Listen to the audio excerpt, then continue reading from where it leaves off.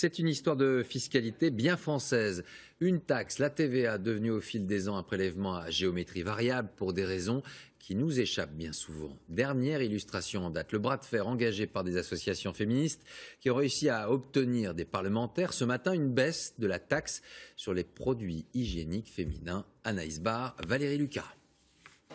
Après avoir envoyé des petites culottes à l'Élysée et organisé des manifestations très remarquées, les féministes ont gagné leur combat contre la taxe tampon.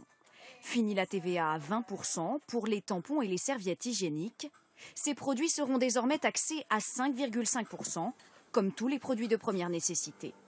Pour les militantes féministes, une injustice est réparée avec des économies à la clé. Ça représente en fait sur une vie d'une femme entre 1 500 et 2 000 euros. Donc c'est un gain que les femmes pourront avoir avec la diminution du taux de TVA. Une polémique sur la TVA qui pourrait ne pas être la dernière. Car dans les rayons, les différences de TVA se cachent partout et surtout où on ne les attend pas. Le chocolat au lait, par exemple, est taxé à 5,5%, alors que ses confiseries chocolatées sont taxées à 20%. Même différence pour le beurre taxé à 5,5%, alors que la TVA sur la margarine est de 20%.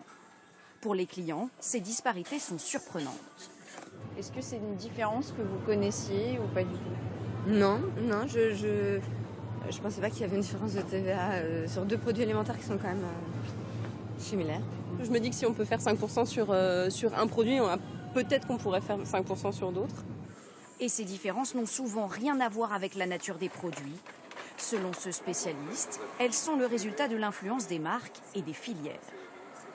Si on prend l'exemple du beurre, le beurre n'est taxé qu'à 5,5% de TVA parce qu'à un moment, le lobby du beurre a fait pression sur les gouvernements pour obtenir un taux de TVA réduit sur le beurre. Et parfois, c'est l'État qui décide d'influencer le consommateur. Par exemple, pour favoriser l'achat de préservatifs, en 2014, la TVA a été réduite à 5,5%.